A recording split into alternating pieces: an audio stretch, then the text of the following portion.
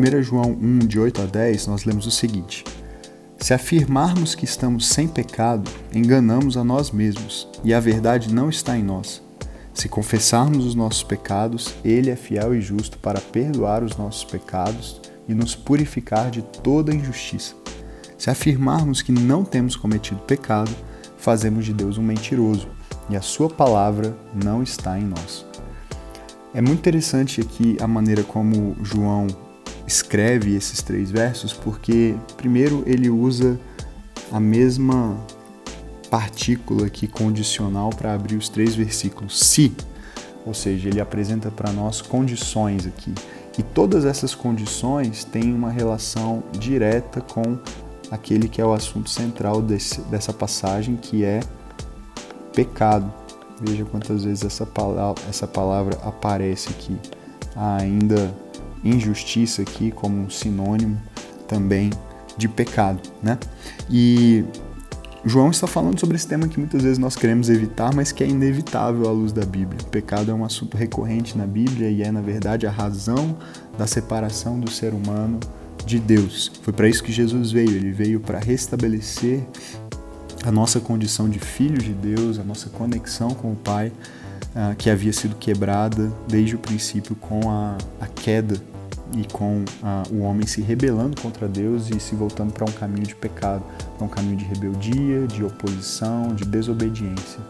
E aqui João está simplesmente descrevendo nos versos 8 e 10 essa condição. Ele diz, olha, se você afirmar que você não tem pecado, você basicamente está só enganando a você mesmo, porque o fato é que todos nós somos pecadores. A verdade não está em você, porque isso é uma mentira, dizer que não há pecado. E se você, de fato, fizer uma análise sincera do seu coração, da sua vida, seja por meio de palavras, pensamentos ou ações, certamente você vai conseguir perceber que, às vezes, não sempre, mas às vezes, algumas coisas que passam pelo seu coração, pela sua mente, ou até mesmo que você diz ou faz, não correspondem à vontade de Deus e à santidade de Deus e tudo aquilo que Ele revelou na sua palavra como sendo verdade. O verso 10 replica essa mesma estrutura. Veja, se afirmamos que estamos sem pecado, a mesma frase basicamente aparece aqui no verso 10, se afirmamos que não temos cometido pecado. Mas agora ele diz, fazemos de Deus um mentiroso. Ou seja, essa verdade que não estava em nós é como se a gente estivesse dizendo também que Deus não diz a verdade. Simplesmente pelo fato de que Deus já disse em sua palavra, que é a verdade, que nós somos pecadores. Romanos 3, por exemplo, fala a respeito disso, quando Paulo diz que todos nós pecamos e estamos destituídos da glória de Deus, Romanos 3, 23.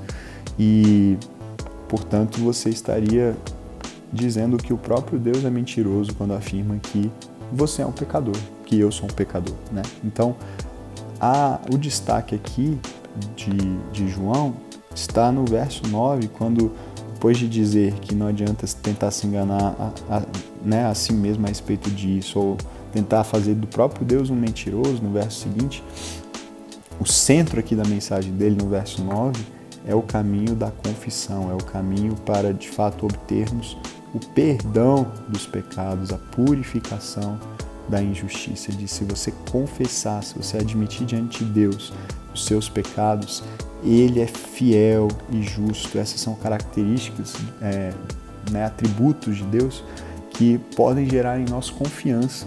O caminho que nós precisamos trilhar é o caminho da confissão, reconhecer a nossa condição de pecadores, os nossos pecados diante de Deus, e o caminho da confiança. Se eu confio no caráter de Deus, se eu confio que Ele é fiel e justo, e eu então confesso os meus pecados diante dEle, eu posso descansar na certeza de que eu serei perdoado e purificado por causa daquilo que Jesus já fez por mim. Ele pagou o preço pelos nossos pecados, e em Jesus eu tenho acesso ao Pai, tenho acesso ao perdão de Deus para a minha vida. Deus abençoe você.